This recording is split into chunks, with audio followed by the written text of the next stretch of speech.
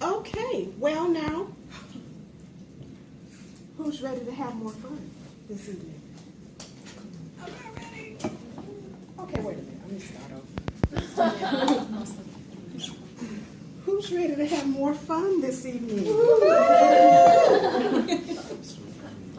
I see you like it. Yes. Okay, we're going to have a lot of fun.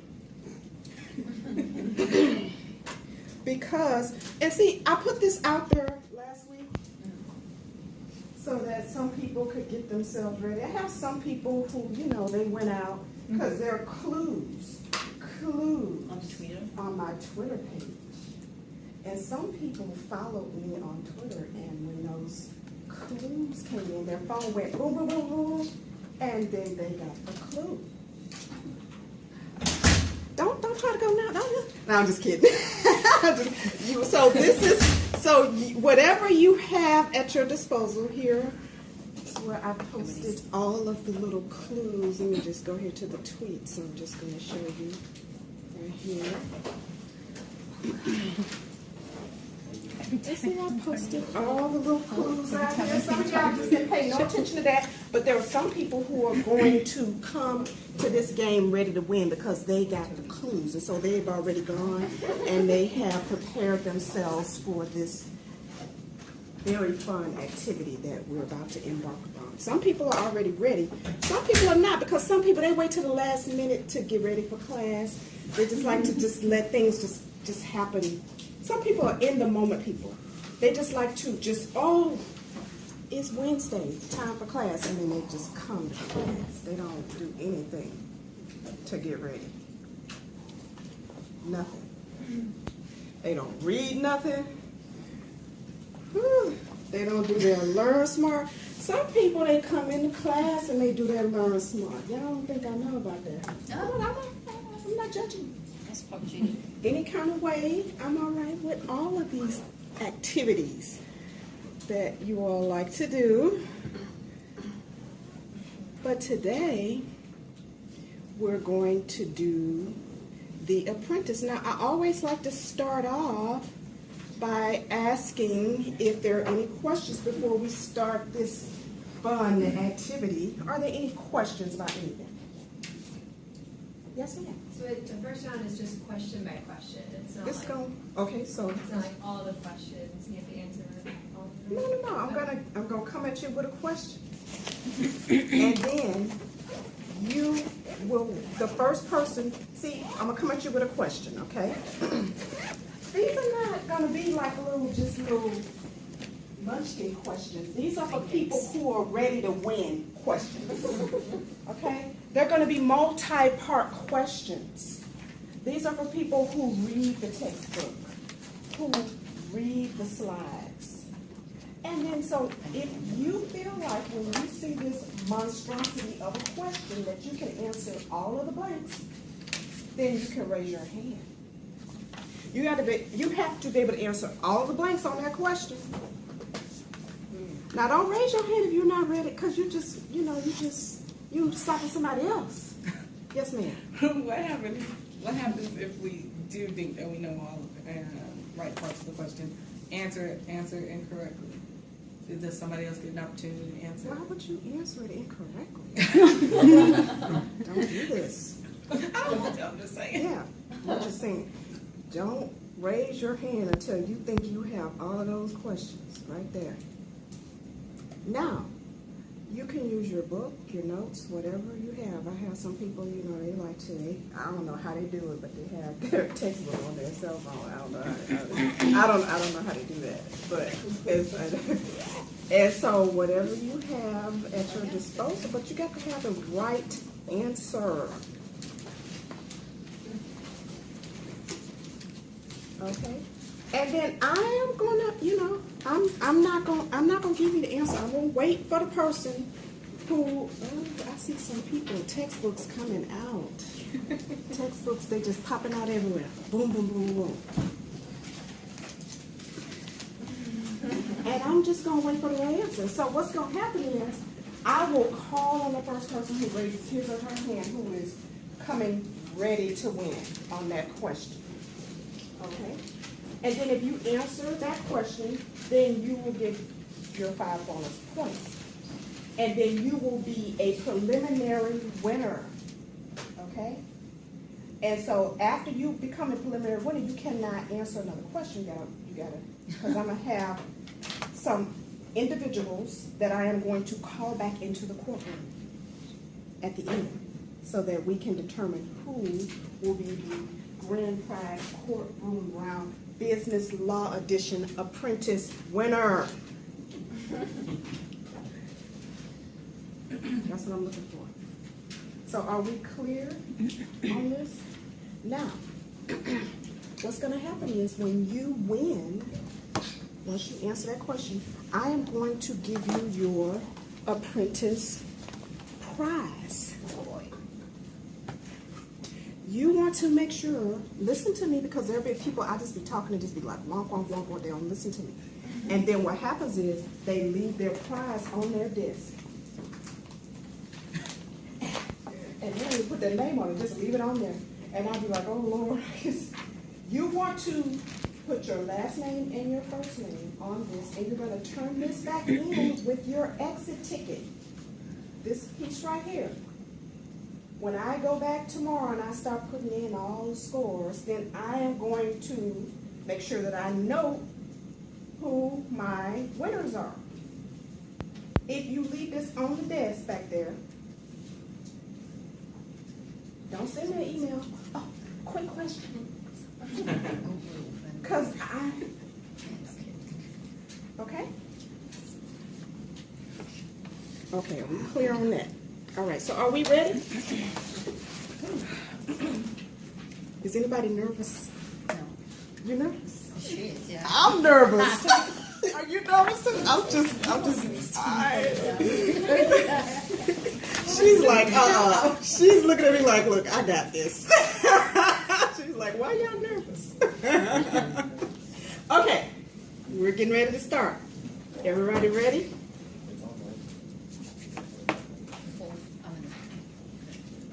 This is the preliminary round. Can you tell me about why you're here today? Okay, Your Honor. It's because I'm at my wit's end trying to get my money from this guy who I did a job for, doesn't want to pay. First of all, how do you two know each other? We're both musicians. We've known each other for years. Played together on a lot of jobs. So specifically what happened here? Well, what happened is I own a recording studio as well, and Dominic asked me if he could record his album ostensibly at my studio, and I agreed to it. We made terms. It took a week of long nights, and for a very discounted, friendly, favor type rate, I did the project and delivered it to him. How much did you charge him and how much would you have charged someone else? For the entire album, it's ludicrous, really. I charged him $700. Now, just the studio time alone, normally, the card rate in the studio would be 10 times that. Would be $7,000. Okay. Your Honor, he's neglecting to mention that I've done a lot of gigs for him for free. Okay. Your Honor, that's not There's a entirely true. payback. There's Mr. compensation. Duwala, I'll get to you in a moment. But actually what you just said interested me. Is that true, Mr. Berrucci? No, he didn't play for me for free. There were projects that were recorded in my studio, and some of these artists didn't have funding. I said, do you want to jump in case it goes somewhere? It's called doing stuff on spec. And then if it comes to fruition, becomes an album, he's in on the ground floor, so he could play on the project in its later stages of development. But there were also plenty of gigs at my studio that he did get paid for. And Your Honor, it was always spoken about the terms going in. Dom always knew what it was. Okay, Mr. Duwala, I'd like to hear what you have to say in response. I gave Willie a call in March, and I asked him if I can record my world album. And he said yes. And that's how it went down. Okay, what happened after that? After that, he looked in his books, gave me some dates, and we agreed that April would suffice, and I said, good, and we went for it. Your Honor, let's look at the small print here. Let's leave out a couple of major details, okay? When Willie called me about doing this at my studio, I said yes. Let's figure out a time that's good for both our schedules. And then I called him back, and I said, Dominic, such and such a date, such and such a time, this is good for me, and we could do it every day until it's done in 1 week's time. Your Honor, And it's $700 is the discounted rate for the job. I left him that message. He called me back, so he obviously received the message, and he said, it's a go. Those dates are good for me. Okay, Your Honor. Okay, so in your mind at the time, he had accepted your offer. Well, it was at more the in my mind, Your Honor, because my actual body and my mind and the whole thing showed up at the studio at the appointed time and did the world album. Mr. Duala, how is it that you knew when to show up, but you did not know about the fact that you had to pay? We had the conversation regarding But the wasn't time it- frame, which was in April, that I was going to come to the studio. Yes, and but it do wasn't the MIA. until Mr. Ferrucci had left the message on your machine telling you which dates it was. Is that correct? He confirmed the dates with you on that message. That is correct. Okay, that's the very same message where he confirmed the payment But arrangements. Your Honor, and Will knows I delete messages. I didn't listen to it in its entirety. All I heard was the time was available, and that's what I went on. I deleted the message. So maybe he did tag that on at the end, and maybe I didn't catch that. At the time that you arrived at the studio, Yes.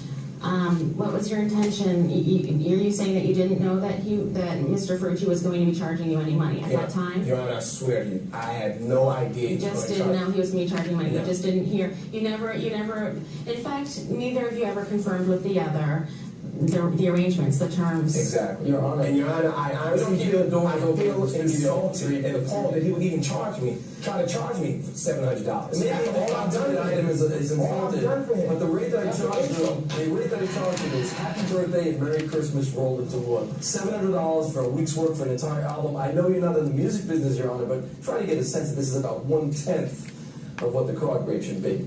So I mean, it's Still, all the gigs I've done for free. Mr. Duala, when Mr. Ferrucci first asked you for payment, what did you say to him? Did you say anything to him? I said that he is like a payback. I don't owe him anything. You said you don't owe him anything. Okay. Exactly. Mr. Ferrucci, did Mr. Duala ever say to you, yes, I will pay $700? I mean, I understand that you're saying that it's kind of sort of implied between the two of you based on your experiences in the past, but did you ever say that to him? Well, in the past, he said that Your Honor, he's jogging One around moment, the Mr. question. Duala. when he accepted the dates, called me back. Sure, they phone tag all the time. We're both busy. When he came to the studio, the last thing on my mind, because he knew when to come, and he knew what we were there for, and he knew how long and how hard we had to work to get it done, I didn't know he left out that last little detail. He deleted the last little detail. So you Which is the money. made what you believe is a reasonable assumption that he knew about the money, considering he knew about the other information on the email. Let me ask you this. What is the standard procedure with regard to payment when an artist books time with your studio? Well, that's simple, Your Honor. If the project is just a day project or something that happens, in one chunk of time, the payment is received at the end of the session. If it's a project that's going to last over time, since I have the material, the recorded material, and they're not allowed to take that until payment is received in full. In this case, Mr. Duala, how is the finished project? Am I incorrect? You're very much correct, Your Honor. Okay, Yeah. so what was your thinking with Hey, releasing? my buddy, we're all friends, so I wasn't, he was getting a friendly price and a friendly treatment. So if we're buddies and friends, Your Honor, shouldn't a buddy and a friend be compensated? I believe that it was Mr. Ferrucci's intention to give you a break on the price, a substantial break. Thank you, gentlemen. I'll return with my verdict shortly. Okay. Here is our first very tasty question, number 1.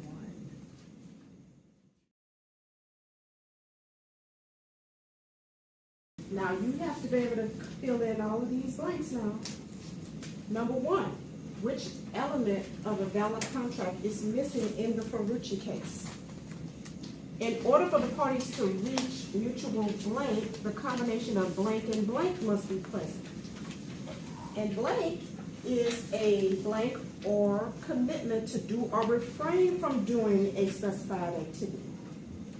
When the offeror makes a valid blank to the blank, who in turn accepts it, the parties are blank by the agreements, and this creates a blank of the blank. Blank, blank, blank, blank, blank. Anybody?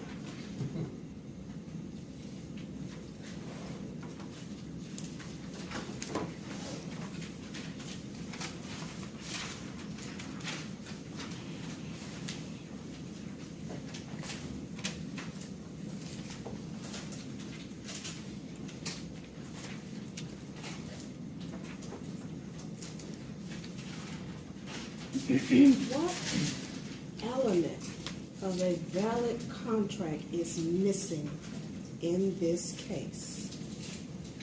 We've talked about this in our, you got all the blanks. No. Good job. You answer my question. Okay. I answered your question, you gotta answer my question.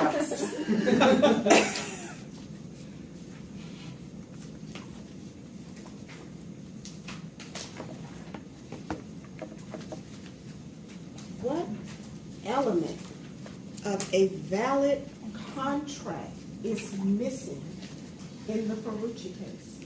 What element of a valid contract?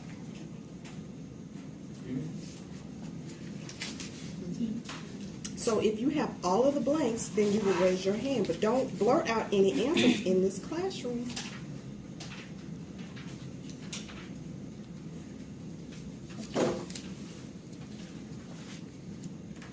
Yes, people working together. I love that. Teamwork.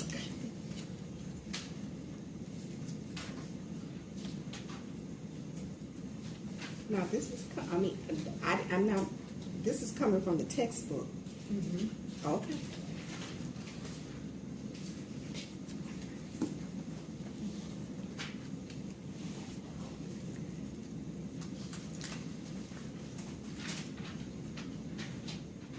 We talked about elements of a valid contract in our last class.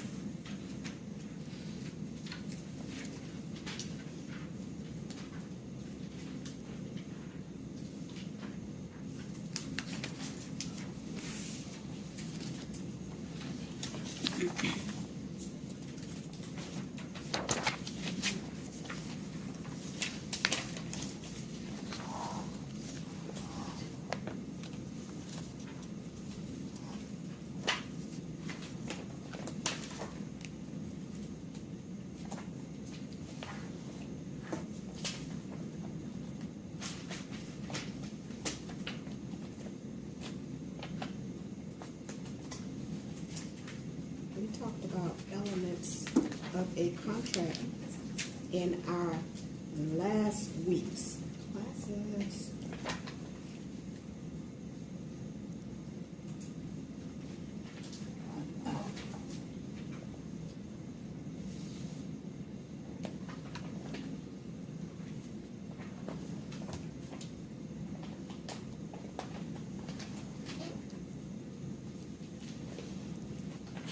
Can I take a picture of it because I can't see it's so small? Is that okay? Girl, you can do whatever you want to do.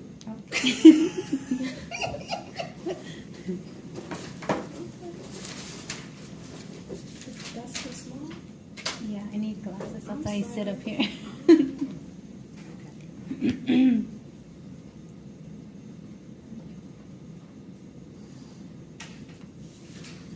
I don't see anybody turning in their books. Nice. I'm in my book. Oh, wait. But he had his hand up first. Okay. You got all of these blanks. I believe so. Okay. All right. Okay. I'm ready. Which element of a valid contract is missing in the Ferrucci case? I didn't even see that part. I said mutual assent. Okay. All right. In order for the parties to reach mutual, Assent the combination of, of a offer and acceptance. must be present. Okay. And An offer Okay. is- Mm-hmm. Oh,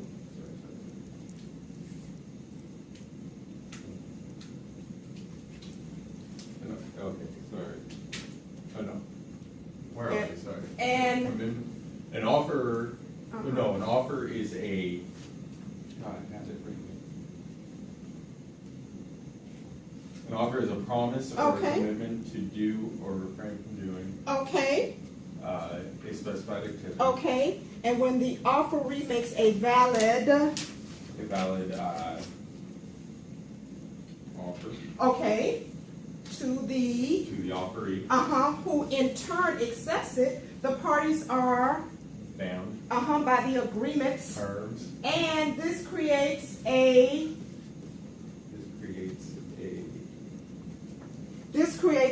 that word that I love saying when we talked about contracts, a meeting of the mind. wahaha! Yes. I had it all written down. It took Now, a while. was that all like in one paragraph? Pretty much. Okay. So.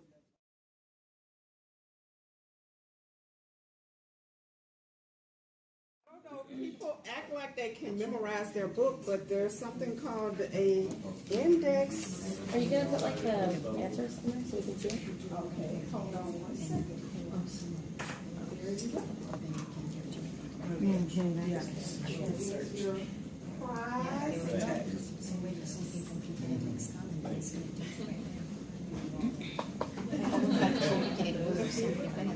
Okay, here we go right here. Okay, now what do we have a lot of going on in that video?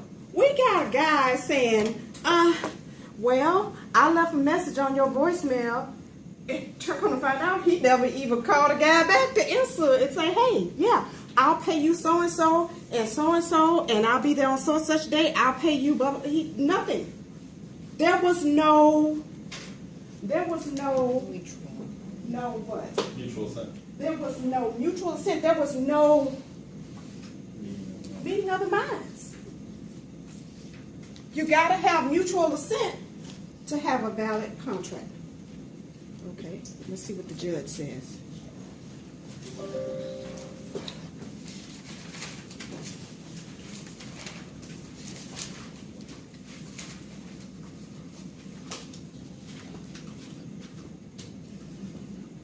In the case of Willie Ferrucci versus Dominique Duala, I must say that I have great sympathy for the plaintiff in this case.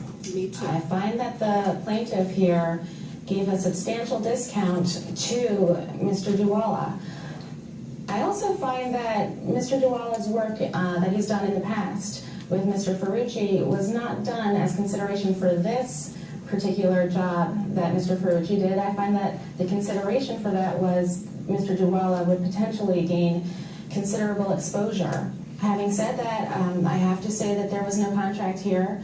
There was no meeting of the minds here. There was never a point in time where they both understood what the terms of the contract were and moved forward from there. So there was never a contract formed. And there's no detrimental reliance, although I'm sure the plaintiff relied on payment for his services. He never extracted promise from Mr. Duala to actually pay him. Mr. Duala never said that he would pay $700 for the rental and for the time and the work that Mr. Ferrucci put into this project, and therefore Willie Ferrucci is not entitled to any damages from Mr. Duala. That's my ruling. Are we ready? Okay. Question number 2. Okay, well, this is what I want to let you all know. See, I read my book. I read my book. I don't just read it like a magazine. Like, I don't just sit back and be like, oh, look, the comic strip that's going past me. No, I get in my book and I highlight. I'm like, oh, a valid contract is formed when there are 4 elements. Mutual assent, offer and acceptance. So we have to do this. We have to read our book. Yes, sir. I just want to say that I highlighted. I still didn't see it. Oh, what? Thank you for that.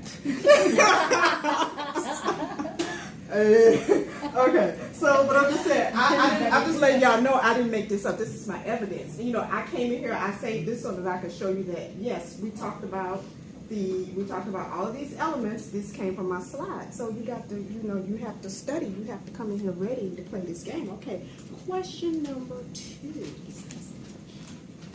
Business ethics is defined as a blank of what is blank or blank in the workplace, and a blank to taking blank form and course of blank and blank operations. Business ethics. Now, I mean, that should just ring a bell because that's what you're reading right now.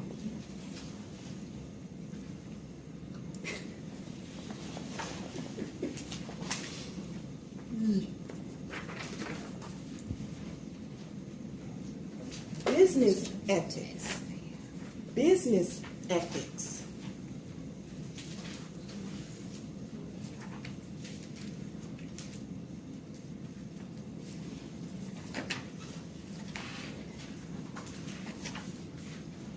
Yes, ma'am. It's a consciousness of what is right or wrong in the workplace and a commitment to taking responsibility for an ethical course of action in business operations. Yes, ma'am. That's the definition of business ethics. I mean, you have to have a consciousness. It may not always be like, you know, it's not going to always just like jump out at you, but sometimes, you know, you're doing wrong if you're doing wrong. You're doing something that's wrong in business. You need to let your consciousness take over, and you might want to rethink that.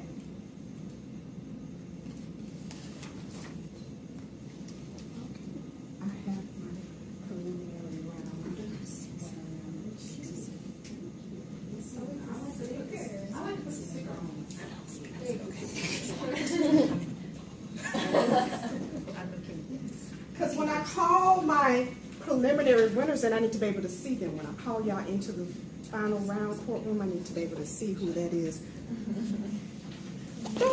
Are you bothering her? I mean, what you saying to her? She's a winner. She what? She what? What'd you say? Okay, Toya. No, this is not. These are non-negotiable. There we go. No working in teams? Yeah, you can work in teams, but only one person can get the sticker. We can take turns. Okay. Yeah, you can work in teams. I mean, I just, you know. So when you call them up, will the teams be able to go or just the person? No, there's only one person. So if you all, you make sure you realize which one of y'all is gonna get the points, because that's not gonna be for me to. I'm not getting involved in that. But again, see, that's coming from your slides for chapter 5. Business ethics, a consciousness of what is right or wrong in the workplace, and a commitment to taking responsibility for an ethical course of action in business operations. You have to take responsibility. You can't just be, you know, doing all kinds of dirty, unethical things in business. Okay, are we ready? Since you've handed your book off. Okay. Number 3. Fourth Amendment. I put a clue out there and said 4th on Twitter. I put a clue out there so anybody would have been able to go out there and just go. That was a clue. A blank or blank conducted by the blank is illegal without a blank from a blank or blank. To obtain a blank, the blank must first demonstrate blank blank to a blank or a blank that the proposed blank or blank is under the law. Yes, sir. Yes, sir. you have all of these blanks. Okay, You, no, I thought Don't- I had, don't raise your hand unless but I you have. guess I don't. You don't have it? Uh, Okay. Okay. Do you have, Miss, do you have A it? search procedure, sorry, I thought I had it. You don't have I it? do. Oh, you do have it? Search Okay, procedure. okay, go ahead. Go ahead, go for it. Procedure. It is a what? A search procedure. Okay, yes, sir. Conducted Speak by- out so we can hear you. A search procedure Mm-hmm, conducted by the government uh-huh, is illegal without a warrant. Yes, from a warrant. Judge Uh-huh. or magistrate. yes, in that case that we did, it was a magistrate, go ahead. Yeah, no. To obtain the warrant, Uh-huh, the government must first demonstrate probable cause yes, probable cause. uh, To who?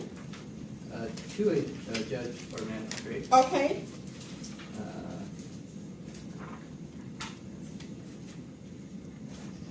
Or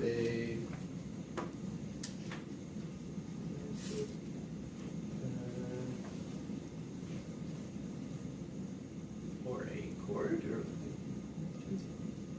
you said to or- a oh, judge. that the proposed search and seizure, sorry, I was misreading. Oh, okay. That the proposed search and seizure is justified under the law. Yes, sir. Oh, God, that was. Smooth. Great. I'll be back tomorrow, y'all. Woo.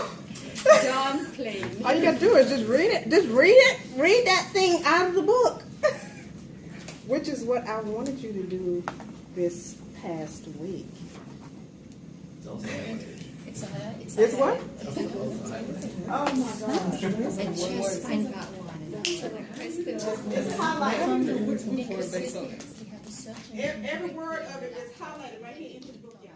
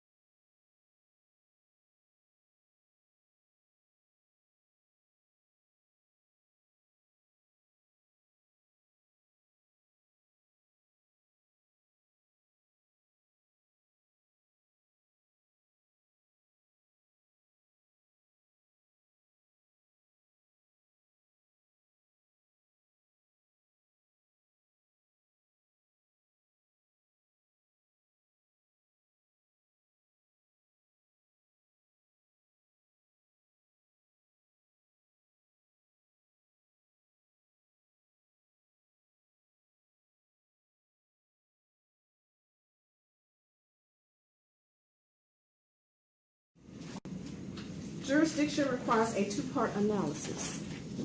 A court must have both one blank and two blanks, which is also known as blank.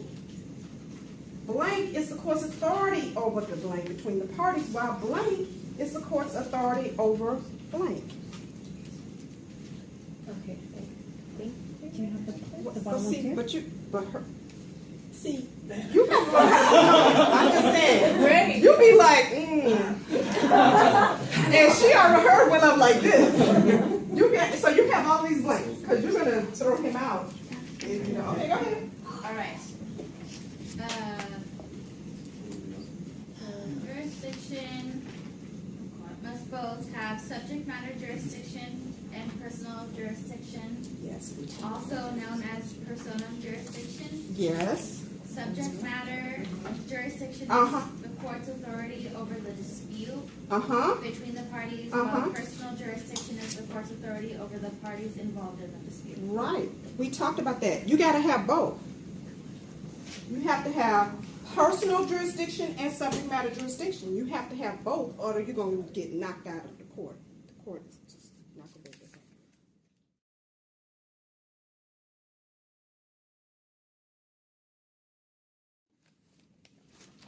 Okay.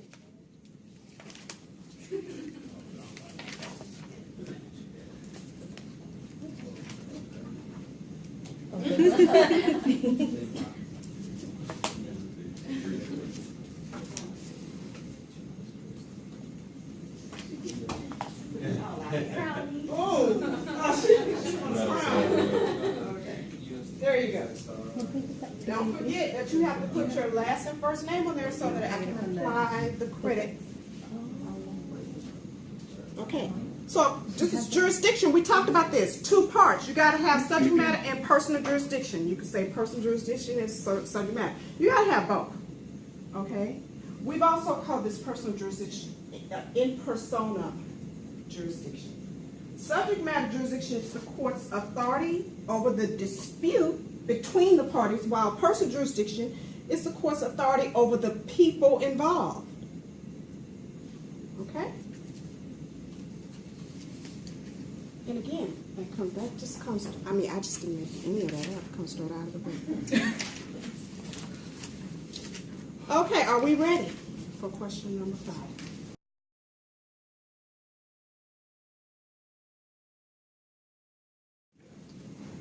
Tax returns with sensitive information thrown out for anyone to see. That's what happened in Signal Hill. CBS 2's Michelle Geely is live where innocent customers are caught in the middle of a rental dispute. Michelle? Taxco has been in business 50 years. It's now out of business. Nearly 30 of those years were right here. So you can imagine how much paperwork with private information is stored here. And at one point, a client says she saw a bunch of file cabinets behind me ready to be thrown out, filled with all of these tax returns. I also got a call this afternoon from a federal agent. She says she had her taxes done here, and now she's worried her identity's been stolen.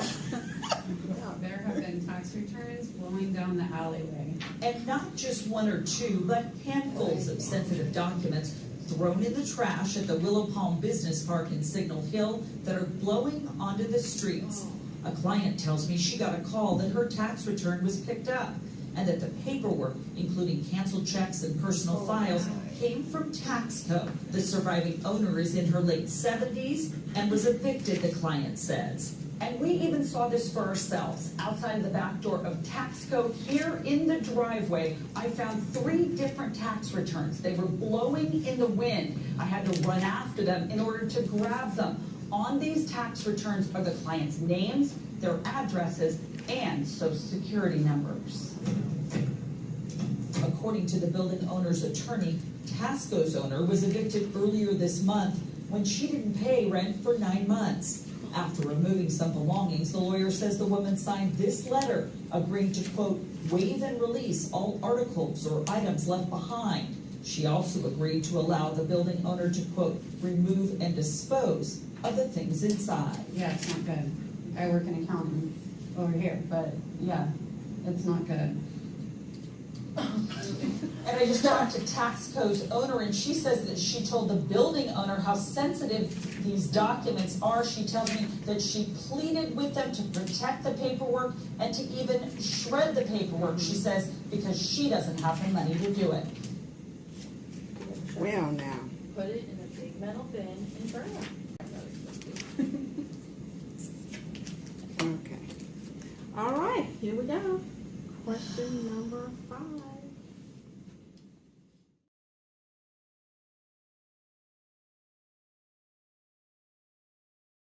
Question number 5.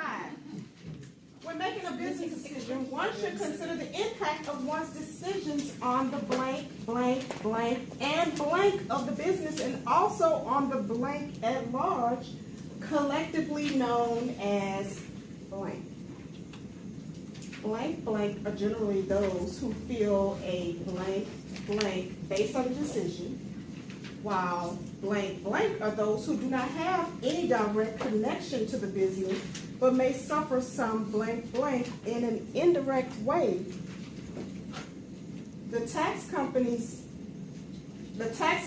customers could possibly be categorized as blank, blank of the landlord. Of the landlord. Yes, ma'am. You did you have any? No. No.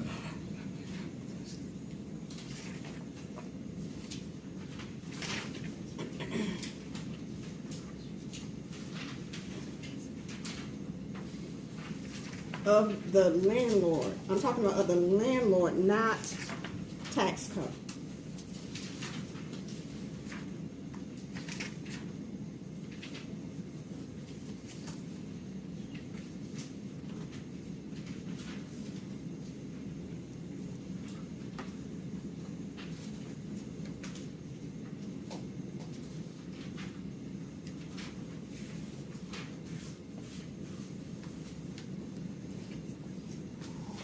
there are some people that I am waiting to hear from in this classroom that I have not heard from all semester, but I know there is a voice inside of them.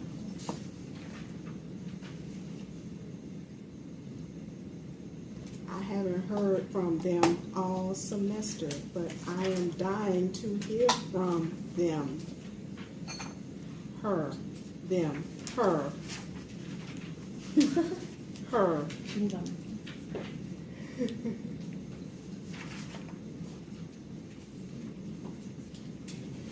We're on question number 5. If I don't hear from her by question number 10, I'm going to be very sad. Her.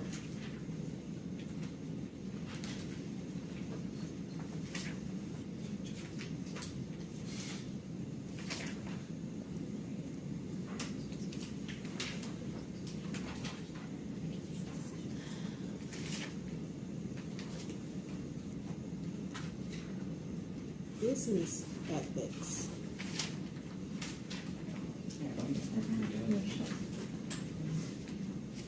Business ethics. The chapter we are on right now.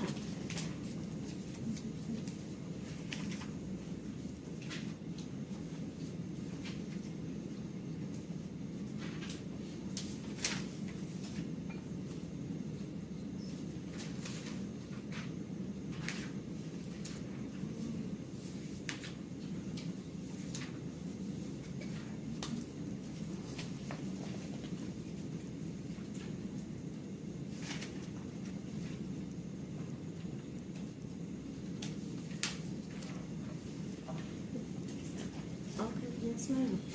Okay. When making a business decision, what should consider the You, impact? I just, hold on, before you get finished, I feel like I just want to just come over here and just I just don't know what to do right here. Because she just like this. Just read it word for word while you got your word for word. Anyway, go ahead. I'm sorry to interrupt you. Go ahead. When Go making ahead. a business decision, Uh-huh. one should consider the impact Yes. of one's decision Yes. on the owners, investors, employees, and customers of the business, and also on the community The at large. community at large. Okay, go ahead. Collectively known as the stakeholders. As the stakeholders. Okay, go ahead. Primary stakeholders are Primary. generally those who feel a direct connection based on the decision. Secondary stakeholders are those who do not have any direct connection to the business but may suffer some adverse consequences in an indirect way. The tax company customers could possibly categorize as secondary stakeholders of the landlord. Secondary. Okay. The lady told him, look, these are people's personal papers out here. Now, they may be primary stakeholders to the tax company, but for the landlord, now he knew that was not right for him to do that. We talking about a tax company. You got a tax company as your lessee. You're the landlord. A tax company is leasing from you. You're going to evict them. If you're going to evict them, the woman is saying to you, please shred the papers, and you go and you throw them out in the dumpster? Is that ethical? No. That's not ethical. I'm just sitting here, she was like, oh. I just wanted to make sure I had. And then I watched her just point out every word. Just point it out. But I hadn't gone to the bottom. This is The Apprentice. Well, you don't watch The Apprentice.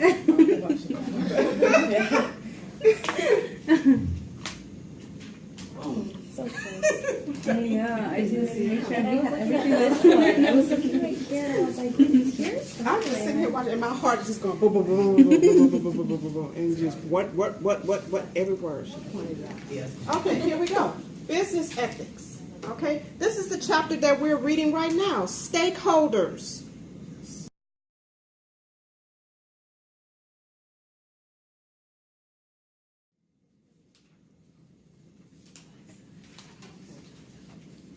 Oh, wait, can you just go See, she was reading right here, and I was just waiting for you. I know. Can I just back side of the Thank you.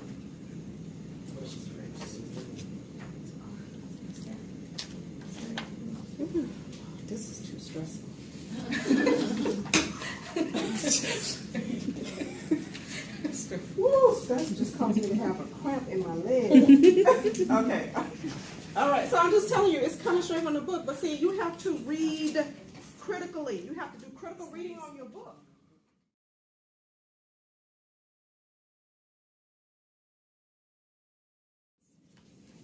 I know so much.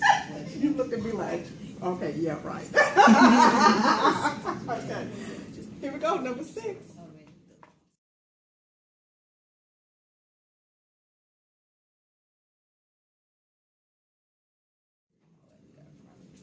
Suppose, I'm just asking you to suppose, that Oscar has been working at his job for 40 years and is retiring. His boss approaches him a week before his last scheduled day and tells him that because he has been such a faithful and effective employee for the last 40 years, on Friday, his last day, there will be a party and he will be presented with a gold watch. He gratefully thanks him and accepts the offer of a party and watch. On Thursday, he is disappointed when informed that there will be no party and he will not receive a gold watch. What elements of a valid contract is or are missing? And why is this an unenforceable contract?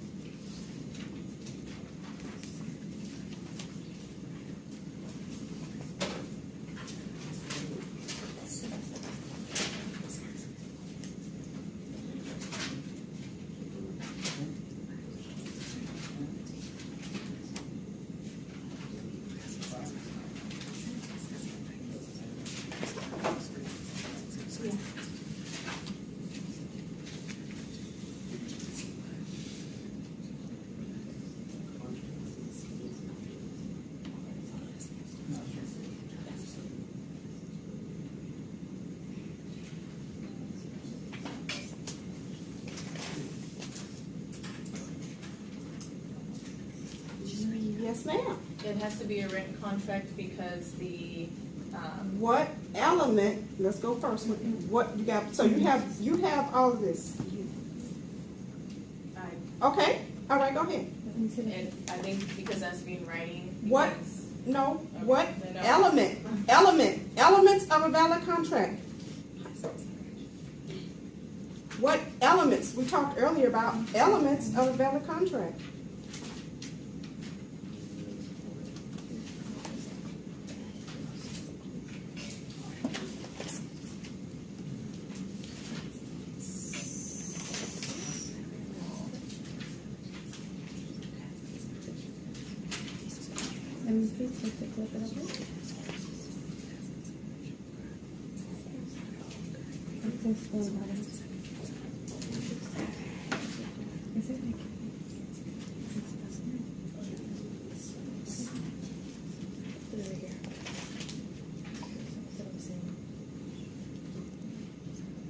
Okay, yes, sir. What element of a valid contract is missing? Is it legality? We talked about 4 elements of a contract, and I just want to deal with, is legality an element of a contract? Okay, we talked about 4 elements of a contract. If you have the blanks, raise your hand. So first, Yes. okay. I think. Okay, you got it? I think. Is it capacity and legality that are missing? Okay. Okay. We have elements. We talked earlier about 4 elements of a, okay, yes ma'am. Okay, go ahead. Answer to the first one will be the word, the element will be consideration. Yes, consideration. Okay, so, okay, go ahead. Why is this an unenforceable contract? It is a past consideration performed prior to the current agreement. Okay. Okay. What else does it say?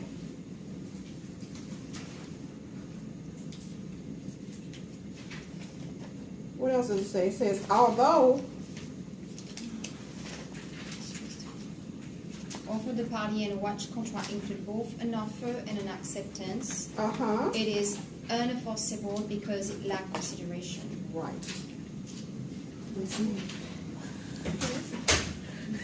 I mean, I just was just she was trying to she tried her best to help you, Miss. I know, but I can't read You that were well. trying to take the help that she was giving you.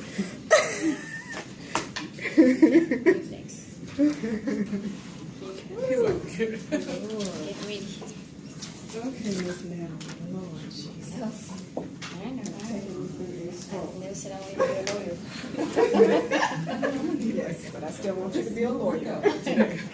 Okay. All right. Consideration is missing. Consideration. You can't have a gift. We talked about this. It can't be a gift. It can't be like, oh, it can't be past consideration. It has to be a bargain for exchange. You got to give up something. I got to give up something. Although this communication included both the offer and acceptance, it was unenforceable because it lacks consideration because Oscar's 40 years of faithful and effective employment happened in the past. I mean, that's not going to be valid consideration. That's straight from the book. Yes, sir. I just want. Okay. Wouldn't technically his last week technically be part of that last 40? So wouldn't it technically not be considered past? It could be, but he said your past, because you have worked here for 40 years in the past, so faithfully and diligently. I'm going to give you a party. Yes, ma'am. If he had said something like, because you've been such a great employee for 4 years, if you show up on Friday, I will throw you. That's future. No. Right? If he shows up. No, he's saying because of your past 40 years of work, I'm going to give you a party on your last day. Okay. If, however, the company's employee manual says that after 25 years of employment, you get a watch, then that could be valid consideration. Because he would have said, okay, oh, this is one of the terms of the job. Okay, I'll work, okay, after 20. And so he would have known beforehand. But you cannot use past consideration. Past consideration gives things, you got to have a bargain for exchange.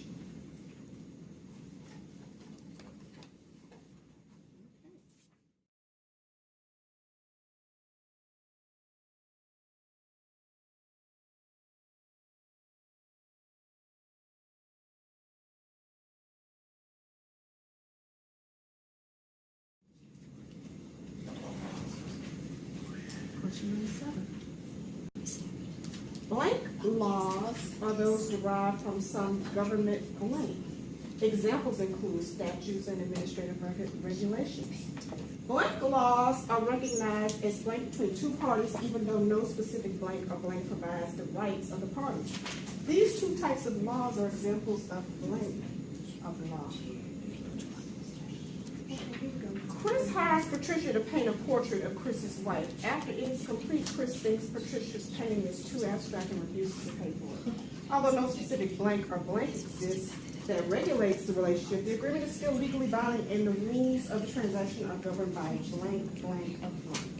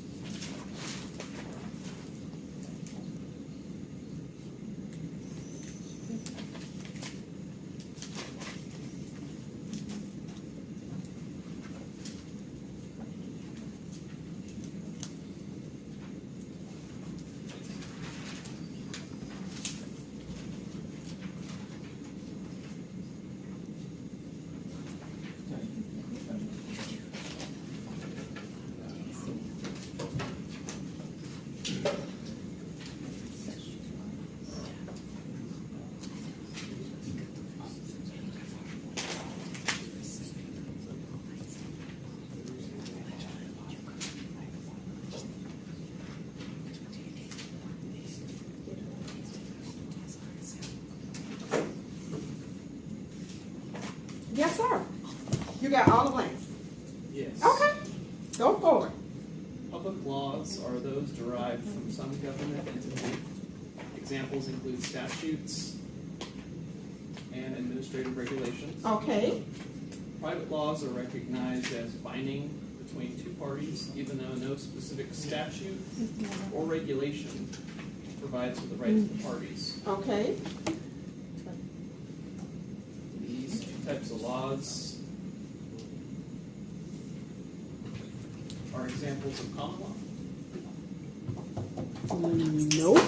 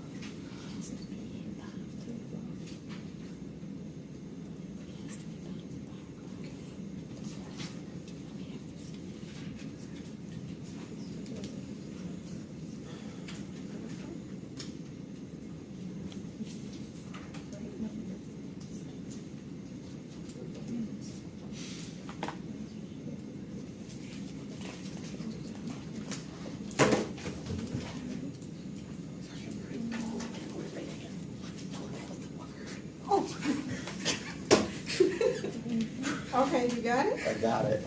Okay, go for it. Should I start from the beginning? Yes. All right. Public laws are those derived from some government entity. Examples include statutes and administrative regulations. Okay. Private laws are recognized as binding between two parties, even though no specific statute or regulation provides for the rights of the parties. Okay. These two types of laws are categories. Or examples of what? Of what? It's categories. Is it not categories? Well, did I say it was not? Okay, keep going. Categories. Okay. So, although no specific law exists that regulates this relationship, the agreement is still legally binding, and the rules of the transaction are governed by the common law of contracts. Of what? Contracts. Of what? Contracts. Okay.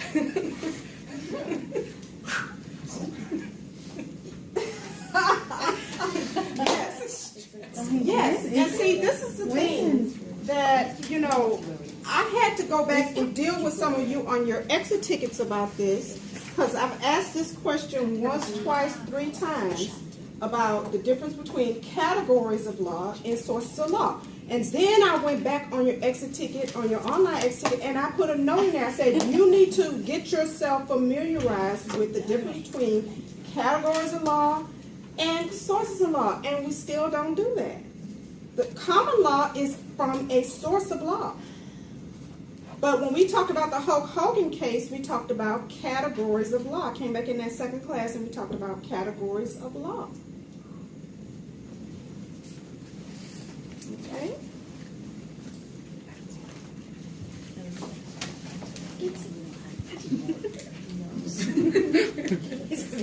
So, you know, we may need to spend some time on this because...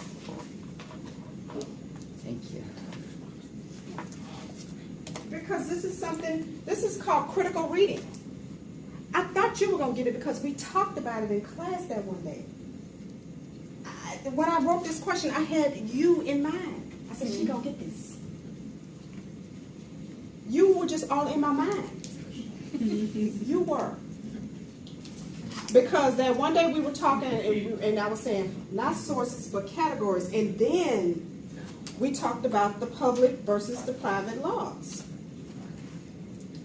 And that's coming straight out of your book now. So, see, but what you have to do is you have to see, so what I had to do was I had to go, see, remember this slide right here? Yes. Sources. Sources. My favorite source of law is the common law. But don't get confused about this.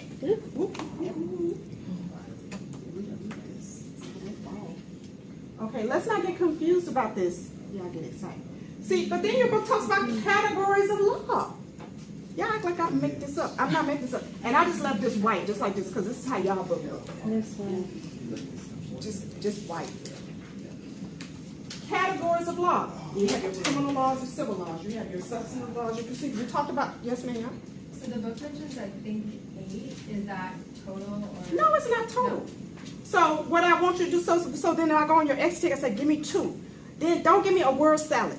Just give me 2. Don't be like, well, there are 2 sources of law. The sources of law are blah, blah, blah. No, just blah, blah, blah. Give me 2 sources, common law and statutory law. Or common law and administrative law. Just give me those 2. Then I'll come back on this next X tick, I say, now give me some categories of law. Just give me 2. The 2 we talked about, public law and private law. Boom. Or you could say substantive law and procedural law. Or you could say criminal law and civil law. Your book talks about law and then talks about equity. Then it gets down and we talk about, and this is the one that we talk about, public law and private law. Categories. Now, okay, keep this in mind.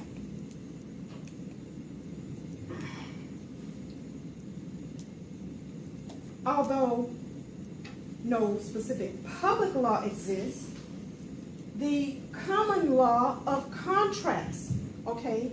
Contracts, the common law of contracts, okay? I know it may sound confusing, but this is a type of law that's coming from that source of law, common law.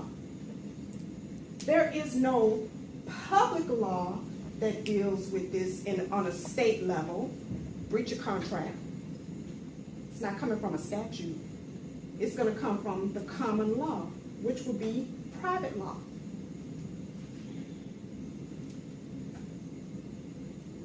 It's not public law, it's private law.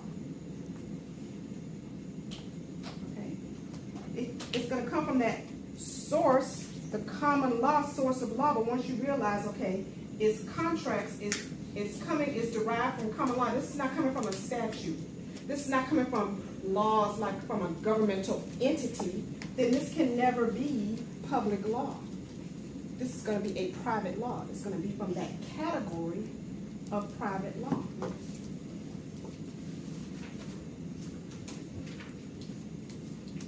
But your first obligation is to, and this is one thing that students have trouble with, the critical reading, but also with exams, you just answer the call of the question you're being asked.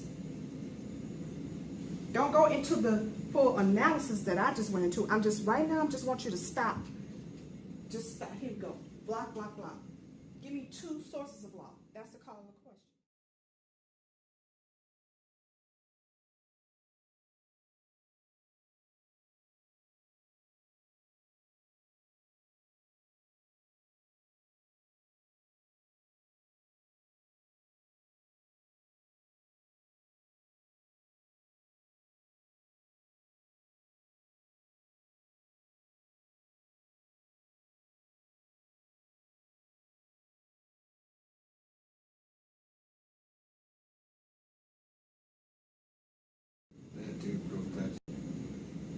This is the case of Rob Vasquez versus Juancho Haran. Mr. Vasquez, why don't you tell me what brings you here today? Sure, Your Honor.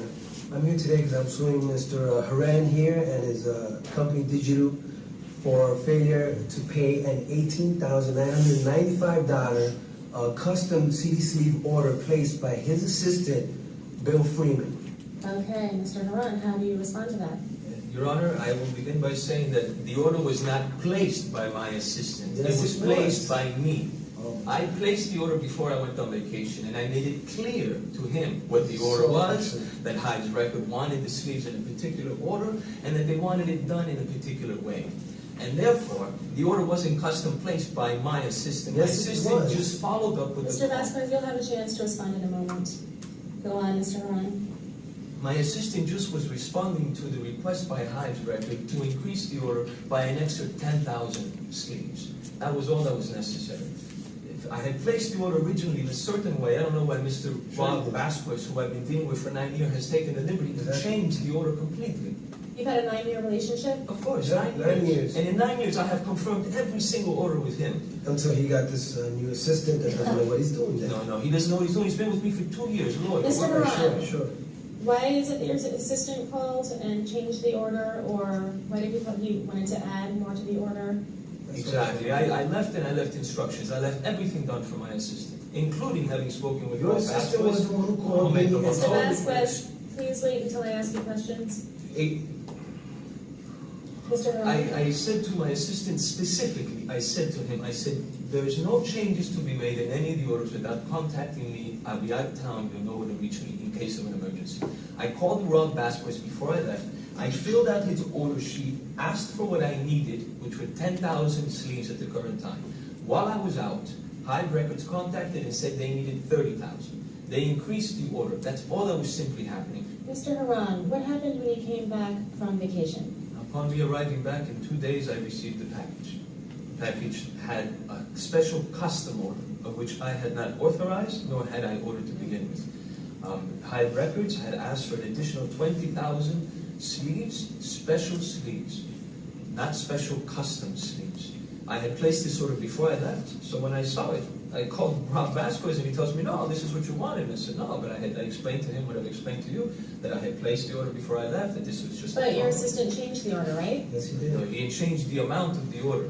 Mr. Vasquez, when Mr. Freeman called you on the phone and changed the order, what did he say to you? He told me, Mr. Vasquez, there's been a change in the order now. Now the client wants a special sleeve.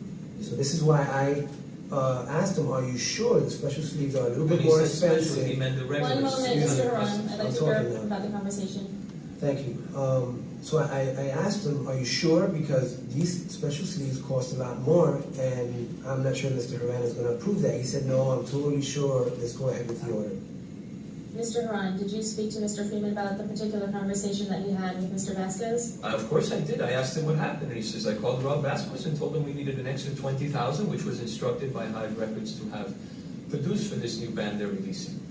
Now, did he ask for an extra 20,000 of the same Of the same exact. sleeves? The same exact special sleeves. That's the way they're So he asked for special sleeves. Special sleeves. Somehow, Mr. Rob Vasquez here thought that special meant custom sleeves, of which I had not ordered, would not order, and had instructed Mr. Vasquez that I would never order them nor deal with them because of the cost effectiveness of them. They're too expensive to produce and to make any money back. Mr. Haran, what makes you think that this wasn't just a misunderstanding between your assistant and Mr. Vasquez? Your Honor, I don't see a misunderstanding happening in an instance where I have already ordered something, and all we're doing is adding an additional order to it. What were your instructions to Mr. Freeman when you left for vacation? What was he supposed to do? My instructions were that everything with Hyde Records had been settled and set up with Mr. Rob Vasquez. But he is your assistant, so wouldn't he be taking over your responsibilities when you're gone? Well, he was not instructed to take any responsibility other than to, use common sense, and everything was set up. So basically, he was there to answer the phone and to deal with We'll get to you, Mr. Vasquez. You told him to use his common sense when you were I told gone? him to use his common sense in terms of the office work that was required to be done. All deals are done by me. All amounts are negotiated by me. All orders are confirmed by me. I own the company. Mr. Friedman works for me. Let's clarify this, Rob. In 9 years... But wait a second. You just Your said Honor. a moment ago that Mr. Freeman has made orders before?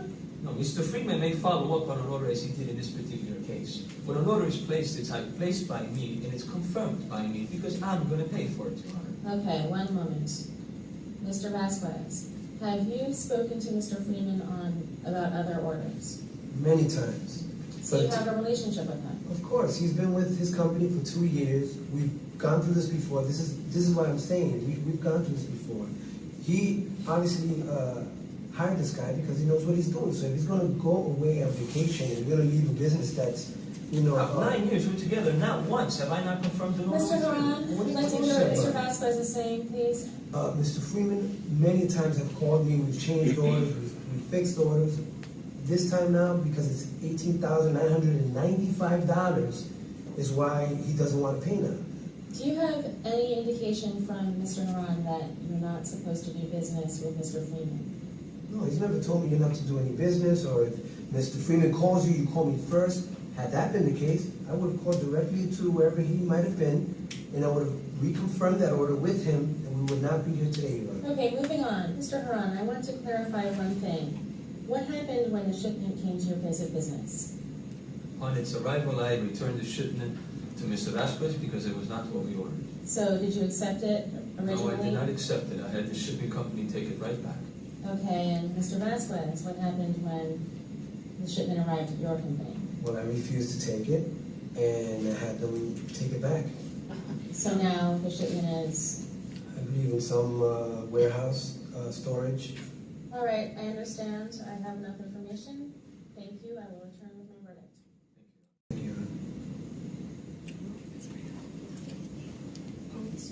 Okay, here's our question.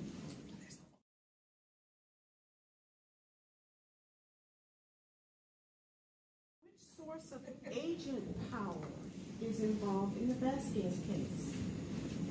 Creation of a blank relationship typically involves the blank power to blank the principal to the parties and third parties to the principal in an agreement of some type. The primary sources of an agent's powers are 1, blank, 2, blank, and 3. Blank, blank arises either when the parties blank agree to create and blank relationship, or when the blank is blank, based on custom, a course of past dealings.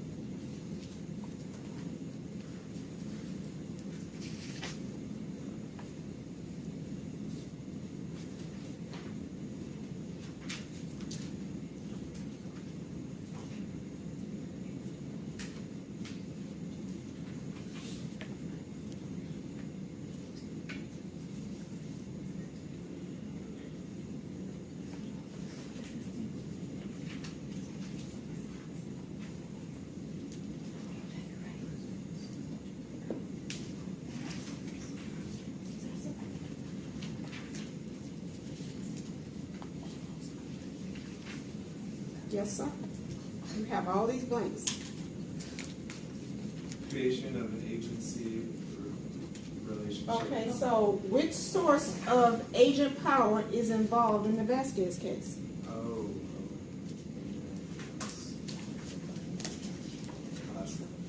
gonna pass? Oh.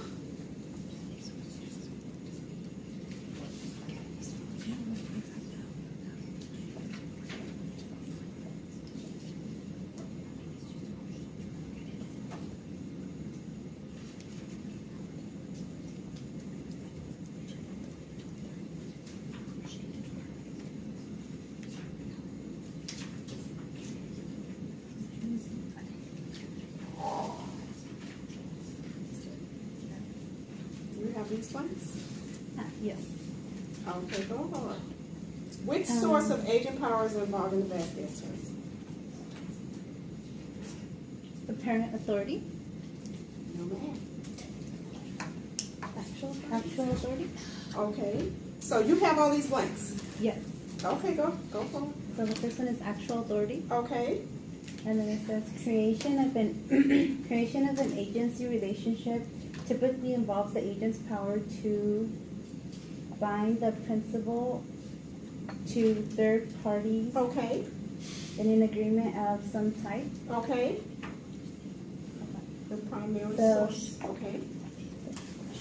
The primary sources of an agent's Uh-huh. powers are 1, actual authority, 2, apparent authority, and ratification. Okay.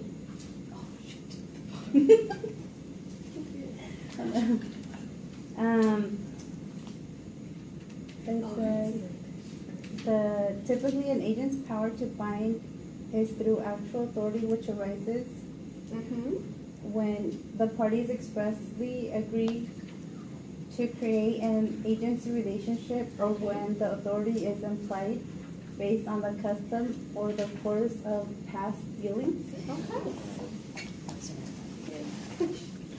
And so what did we have here in this case is that there was a custom course or past dealings. I'm sorry.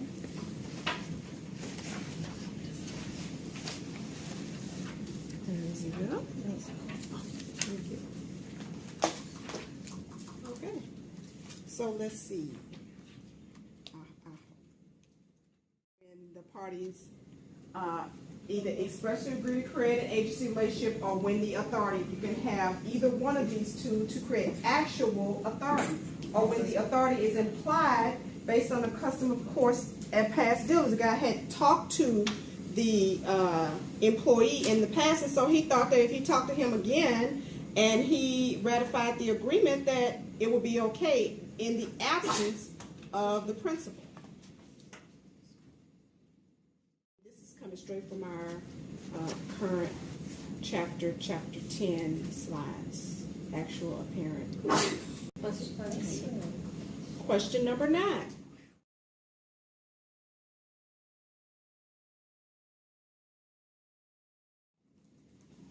The doctrine of blank decisis, one of the most important concepts in American law, is the principle that blank blank with blank blank and blank should have similar blank outcomes. The notion of applying the blank of blank cases to blank cases with substantially similar blank is called blank. Blank established in one state's courts will have blank bearing on the courts of another state. This doctrine relates to which source of law?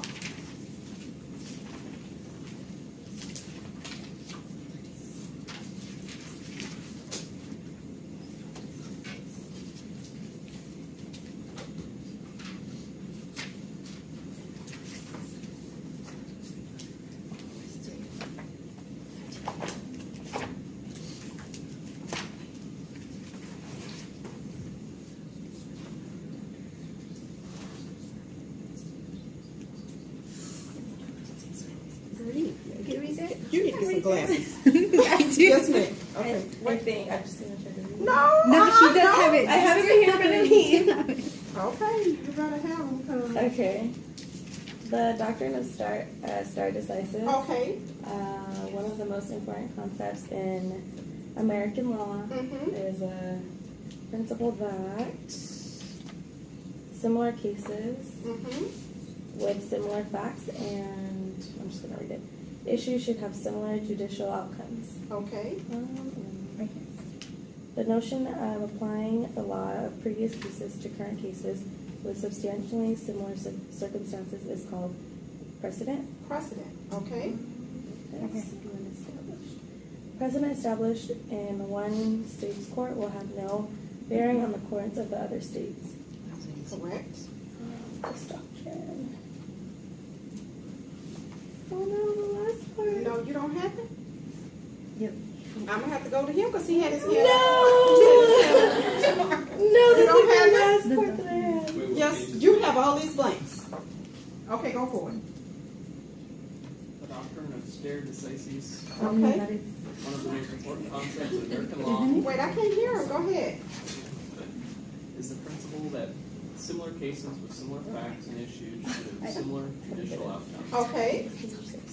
The notion of applying the law of previous cases to current cases with substantially similar circumstances is called precedent. Okay. Precedent established in one state's court will have no bearing on the courts of other states. Okay. And the doctrine relates to which source of law? Common law? Oh, You were so right on that one. That's right.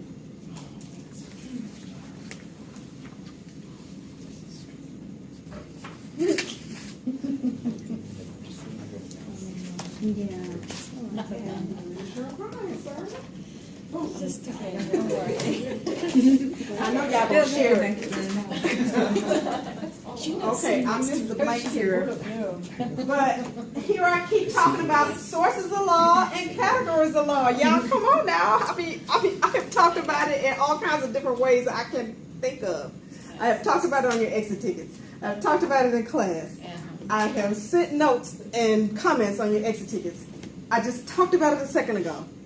Here we are again talking about sources of law, and my favorite one, I've always talked about precedent. This is how we establish common law, because the court interprets and they hand down a holding in a case, and that's how we get common law. Okay? And see, that's coming straight from your book. And see, some of y'all, you wouldn't highlight this, but see, the common law. Oh, like literally right on top of it. It's because it was at the end instead of the front. No, it was right here. I'm about Right there, it was on the end. I'm about to move the whole station from over there to y'all two. I can't. I can't deal with y'all. I was just kind of curious, not actually with this one, but like the previous video, like what kind of court case would you have both of the defendants talking directly to the judge about a $20,000 issue? Well, you really can't. Small claims court. It's like way above small claims, though, isn't it? Like No. small claims. I mean, well, I'm just saying, in a small claims court, it just depends on the jurisdiction. Yeah. Or even up to 10,000. But I'm just saying, in the superior court, it has to be $25,000 or less for it to be, I forget the kind of case, but it's small. What I'm saying is that you wouldn't have a $20,000 amount, but you could have two people going against each other in what we call a bench trial in front of the judge. It's not going to have a jury. And that's how they talk. They interrupt each other. Yes, sir. So one, like I was just reading a section of chapter 3, is that sometimes cases can be like automatic. Like sometimes they can be written and there's no case, and sometimes is it like a bench trial? Well, like when it is those small claims courts. You can always have a bench trial in front of a judge only, and no jury. So tell me what question you're asking. I was saying, like, you don't have to, though. You don't have to what? Like, in writing. What do you mean in writing? I thought I read a paragraph saying that it doesn't have to be, like, a bench trial. It could be... I think it's about summary judgment. You're talking about common law? Yeah. Common law is not necessarily going to come from a case like this. It's going to come from an appellate court. After something is appealed up to a higher court, the court is going to review what the lower court did. In this case, this is the lower court. And that's where you would get a written opinion if the judge writes one.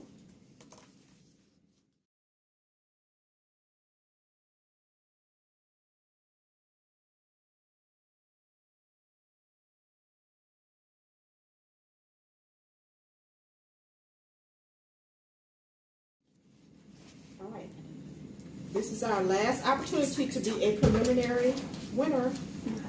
This is your last opportunity.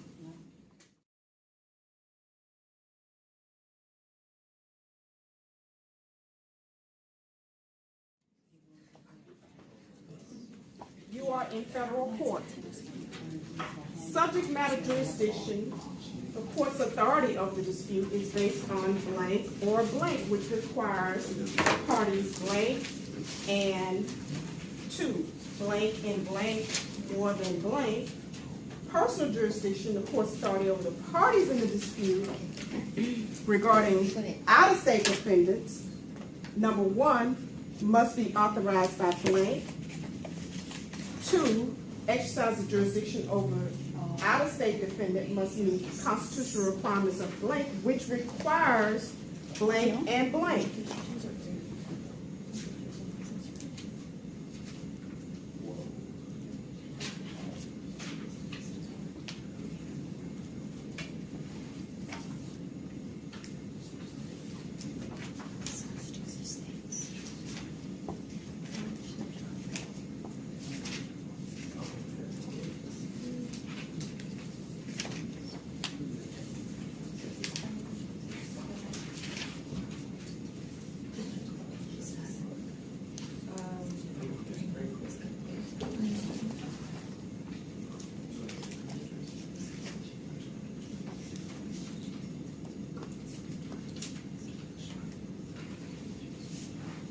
You are in federal court.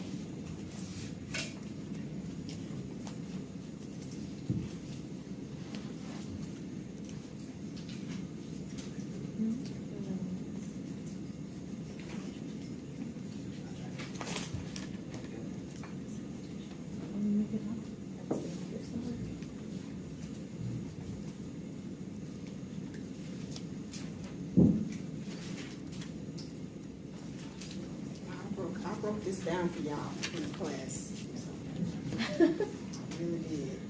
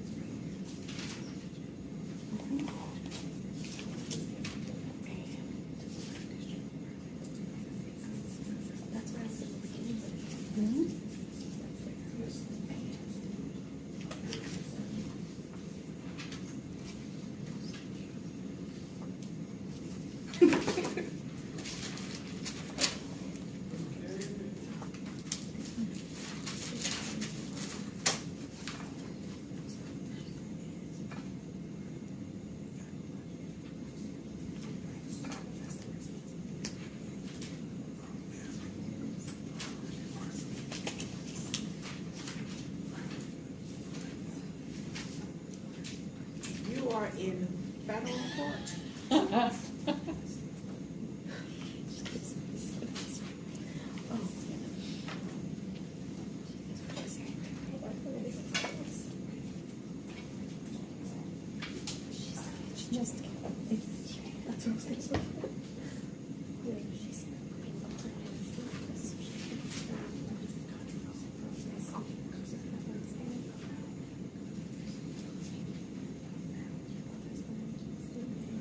This is the second one.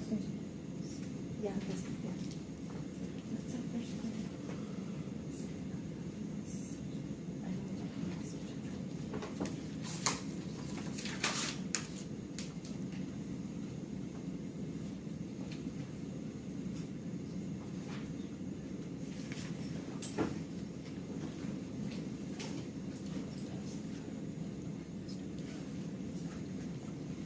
This is the last opportunity to be a final apprentice winner. You have to be a preliminary winner to come back into the courtroom round.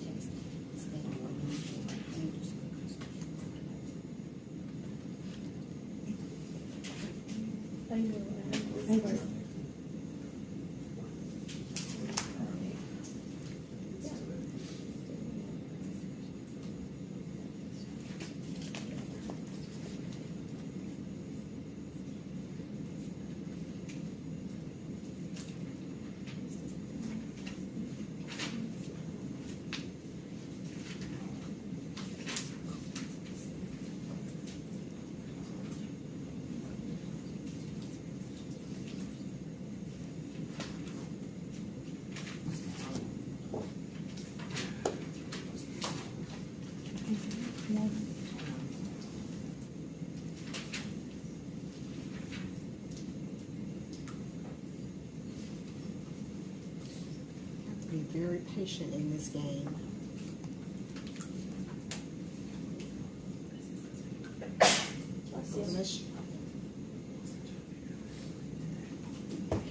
I cannot believe you all don't remember Transamerica Power Poles.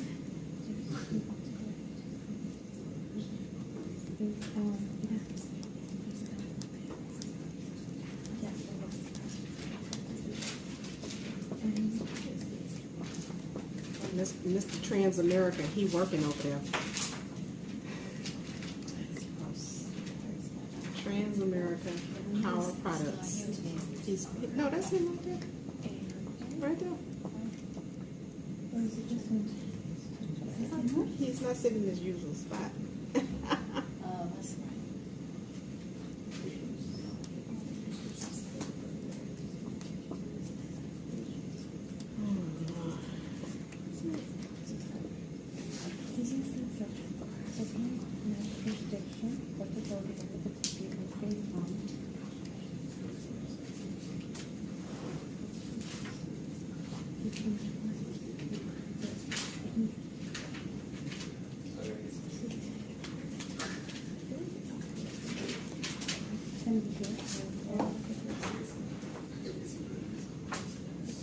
It's right there, I just I know it is.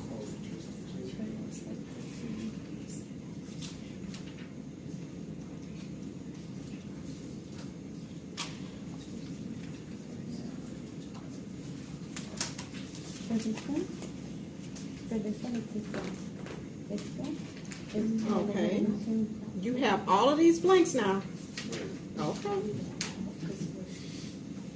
No, just for number one is one.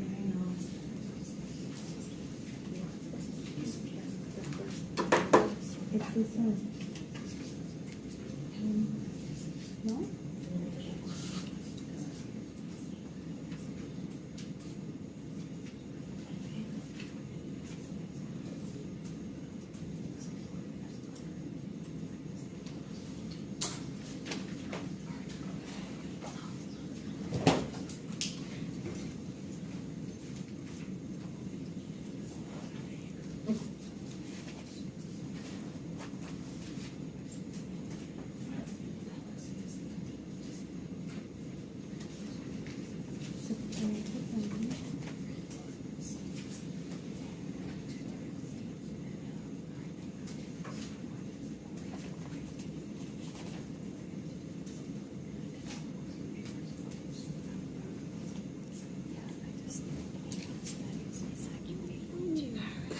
Oh, sorry.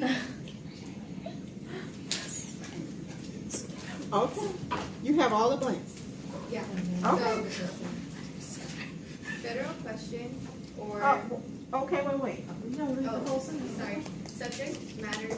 Uh-huh. Jurisdictional court's authority over the dispute is federal question, or diversity of citizenship.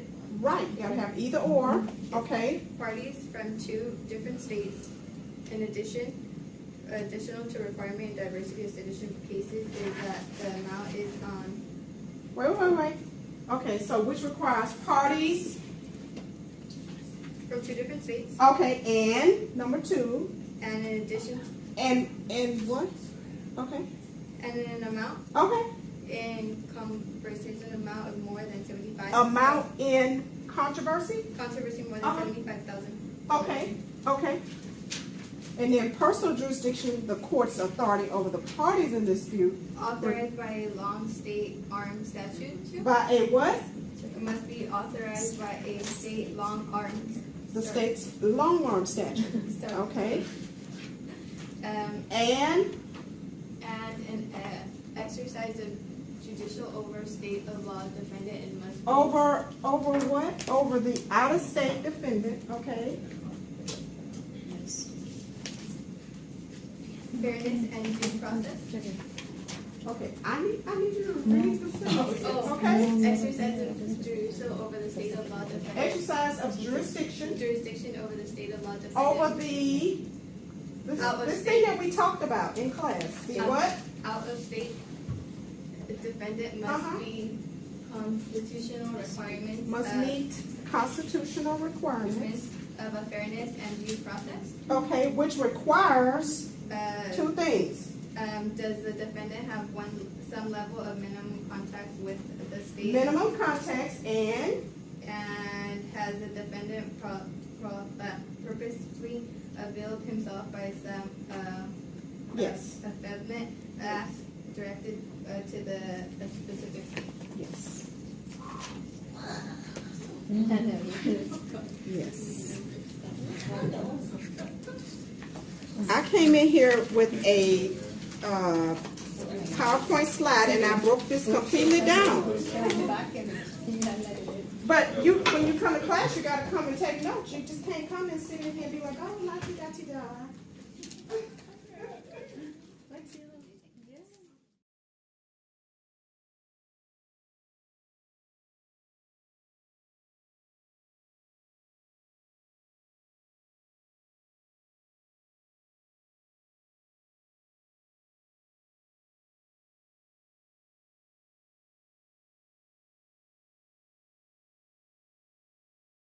Okay, so I have 1, 2, 3, 4, 5, 6, 7, 8, 9, 10. Oh, yeah, right. You have to have 10. Oh, did I have to have it on? Okay, so you don't want to be. No, I didn't. It's because it won't stick after. Okay. Now, what did you see? Say you. Okay, these are my final courtroom participants. Okay, here is your question.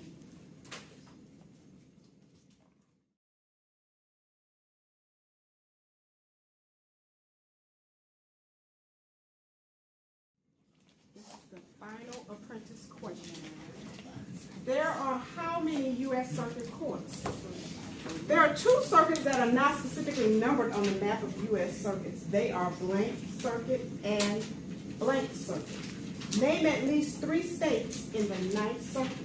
The last one they You well, yeah. Go for it. Go for it. Okay. There are 13 U.S. circuits. Okay. There are 2 circuits that are not specifically numbered on the map of U.S. circuits. They are the 12th circuit and the 13th circuit. No. Darn. That's okay, you tried. How you gonna say the 12th circuit? The 12th circuit is numbered. There are 2 circuits that are not specifically numbered on the map. Because remember we were talking about how we couldn't see any more of them? Well, but it's not called the 12th. They're not numbered. What is? Okay. Yes, sir. There are 13 U.S. circuits. Okay. There are 2 circuits that are not specifically numbered on the map of 2 circuits. They are the Federal Circuit Court of Appeals and the Court of Appeals for the District of Columbia. The D.C. Circuit. The D.C. Circuit. Yeah. Okay. 3 states in the 9th Circuit are California, Nevada, Arizona, Oregon. Wait a minute, say it again. You said what? In the 9th Circuit, California, Nevada, Arizona. Okay. You said Oregon. I thought I heard you say Oregon. It is. Okay. Yeah, Oregon. This is Washington, Montana, Idaho, Guam. So don't do a word salad. The DC Circuit and Federal Circuit. I'm so glad I'm going to be too low. This is low. Okay. So, Why aren't the numbers on the map? well, I said the same thing. You remember in that class when I said, Yeah, we actually did talk about that. you remember me saying that? I do remember you saying that they were. I was like, why is that not numbered? I don't know why. You want me to call it that?